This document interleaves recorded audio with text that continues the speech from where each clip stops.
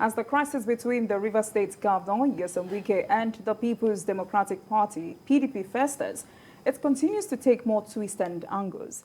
Governor Wike and his 4 other colleagues, now known as G5, had a meeting with their counterpart in Bauchi State, Bala Mohammed, in another twist to the tale. Governor Wike said he and his allies are open to reconciliation with the PDP leadership. Meanwhile, the party leaders have concluded arrangements to meet with former President Goodluck Jonathan with the aim of urging him to wade in and find a lasting solution to the crisis. Stated severally that we are here for reconciliation. We have never closed the door for reconciliation. All we are saying for equity, fairness, and justice. That's not, in fact, that is the hallmark of what PDP stands for equity, fairness, and what? Justice. Well, yeah, we have never closed door, and we will not close door. All we are saying, look, let the right thing be done.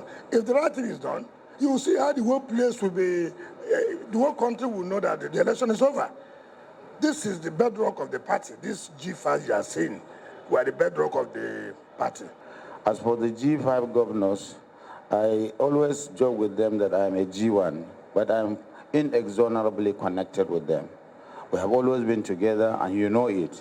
Governor Wike, Governor Ortom, Governor Fezua, and of course Ogwanyi, they have been here several times, and I have gone to them several times. And I think this is some of the takeaways I have as a governor, having friends for life. So I'm everywhere, but of course it doesn't mean that I'm nowhere. All right, gentlemen. Governor Wike said there is still room for reconciliation, but still goes ahead to, in a way, malign other stakeholders of the party. How contradictory does this appear? Well, I think there's only one room for reconciliation. If IU steps down, decides to step aside, I think that if IU leaves, any other person that they put there, Wike will feel sufficiently placated. It is the main reason Governor Wike has been this insistent on kicking the national chairman out is because of that statement that he made where he described Tambuwal as the hero of the convention. I don't know how a party chairman would be so careless like that, because you are the party chairman with cameras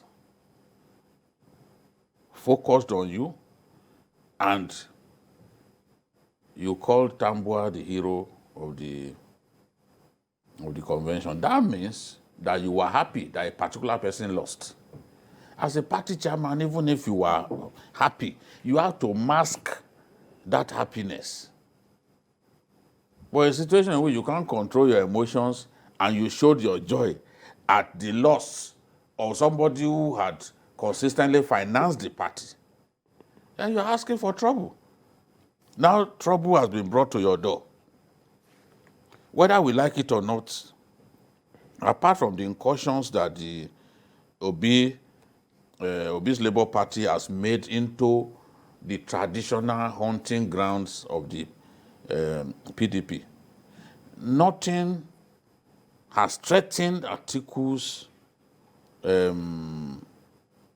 capacity to win the presidential election more than the activities of these governors. Yeah. And the prospect of adding one more person It's there. to the mix is there.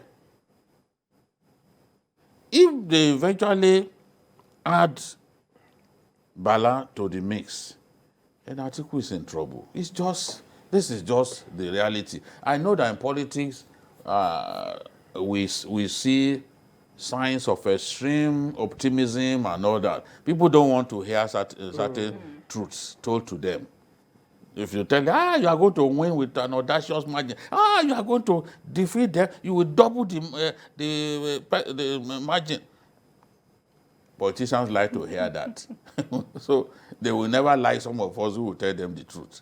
But the national chairman caused this whole thing. And then, by also promising to quit if someone from the north wins, I think he committed himself too early. Now to go, he refuses to go. So the only ground for reconciliation is if he steps out. He steps aside. I think at that point, if Wike and his people would then say, yes, at least what we asked for, they've given us. But this looks most unlikely that Ayu will stand. In fact, his confidence appears greater now because he was boasting the other day that he cannot be removed. And I think both camps have stiffened their positions. And what we are going to see is PDP biting PDP during the election. PDP working against PDP. All right, so Paul Dada, going by BK's analysis, what will addition of another governor to the G5 signal for Atiku and the PDP? Doom. That is a doom. You see, I heard one of them, one of these spokespersons for the Atiku campaign, play down the effect, what might be the negative impact of the disenchantment of these G5 governors. But I think this is not the time for them to be grandstanding. It's not going to help them. Already, these 5, their disenchantment, it's already a danger, a looming danger to the chances of Atiku. And I'll tell you why. In 2019, Atiku, it was a 2-horse race between Atiku and Buhari. But there are people who still think, I don't think I agree with them. There are people who still think that Atiku won that election and that it was manipulated. I'm not saying I share it, but there are people that hold that. Because Atiku was a formidable force then.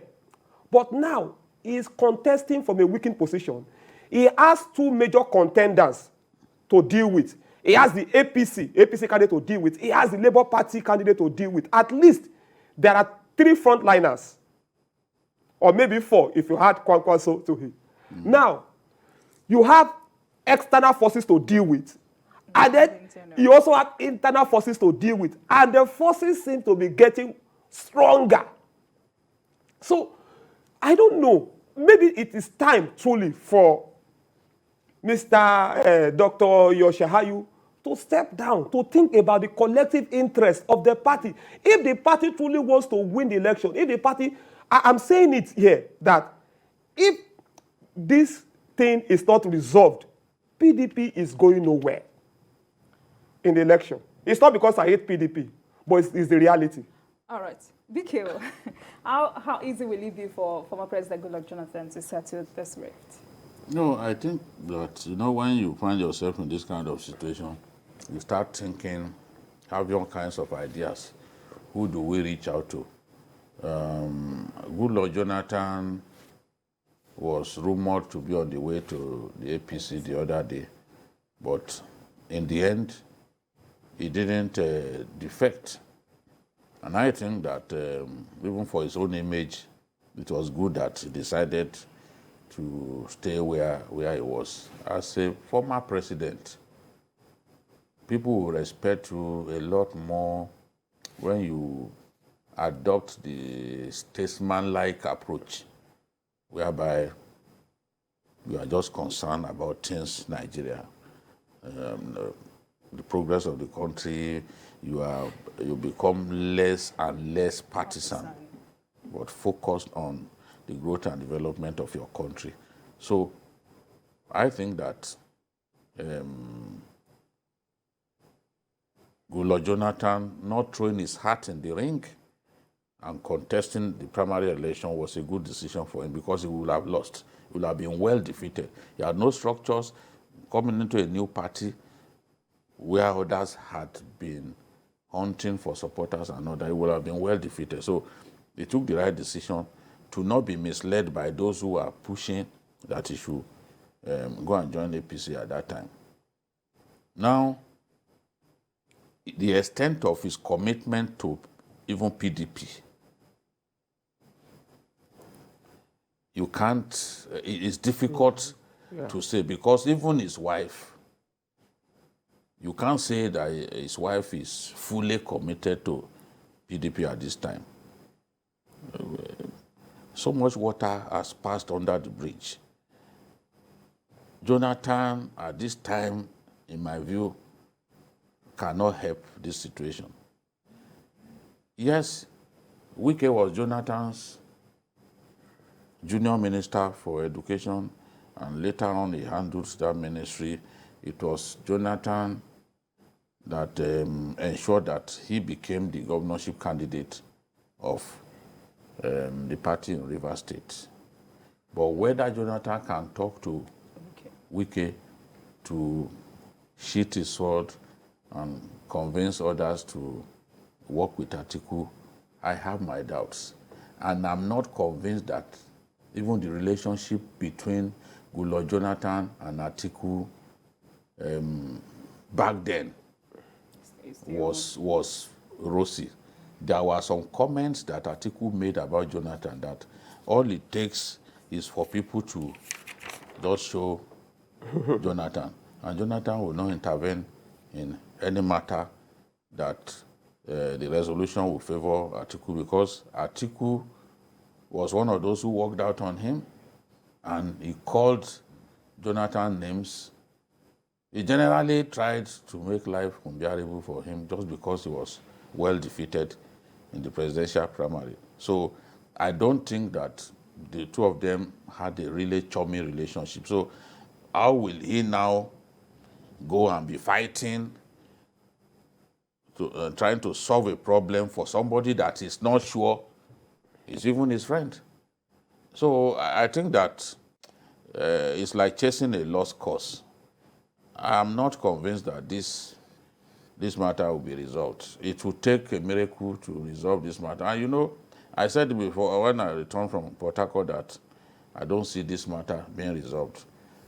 It's been well over a month now, and things are even getting worse. All kinds of things are happening that we are seeing that pointing to the fact that they may just go into the election without this matter being resolved. Oh, Dada, do you share the same sentiment? Yes, and some of the utterances that are being made can potentially burn the bridges between these people. I was very uncomfortable when I heard what Governor Ortom said. You know, it was very livid, but at some point he started insulting a whole ethnic group. I think he took it too far.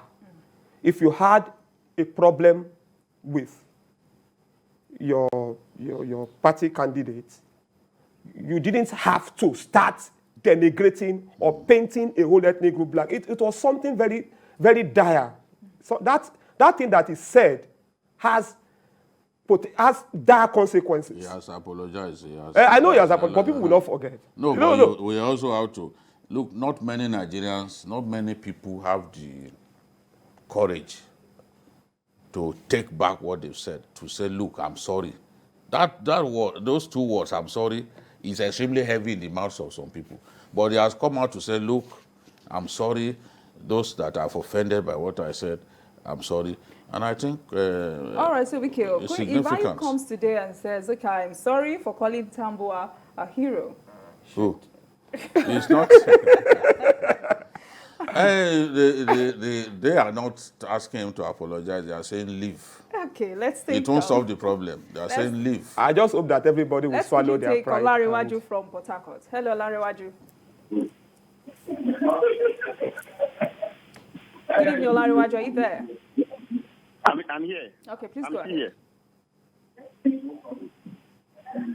All right. Let's hear you now. Go on. All right, Wike. You said this might not end soon. So then I'm asking, what's the best option for Atiku and the PDP as right now? I think the worst thing they can do to themselves is cause some of the governors that are left to get angry, because we must not forget why they even went to see Governor Bala Mohammed in the first place, because he complained that he was being sidelined. Exactly. How do you go to a state, somebody is governor, you are appointing people into And positions, he wasn't and he's aware. not aware, and you said he's a member of and he's the governor of the state. That means that you don't want to work with him, you don't like him. And the governor is complaining that already there are some anti-party activities, which means that he sees Atiku and some of his loyalists as people opposed to his re-election. And that's the reason it appears now that he's gravitating towards Atiku's enemies, the G5. So some of the steps, some of the moves that they are making can actually hurt the party further by causing some of the people who are with you to go and join. Wike has a way of embracing, once you are fighting Wike's enemy. The enemy of my enemy is my friend. I said it here 2 weeks ago that I won't be surprised if Wike makes Chris Finebone, former APC PRO in Rivers State, the Commissioner for Information. That was what he eventually did. He's now the Commissioner for Information. You could imagine how significant that somebody who was APC spokesman in the States for many years. Now he brought him to his side. And as I anticipated, he made him Commissioner for Information. All right, Paul, let me quickly have your final take on this. You see, the destiny of the PDP, to some extent, lies in its hands. It should try and get its act together. People should learn to swallow their pride. People should learn to swallow their pride. People should learn to be more selfless, for the common good. Until they learn to do that, they are just going to doom the party. That's the truth.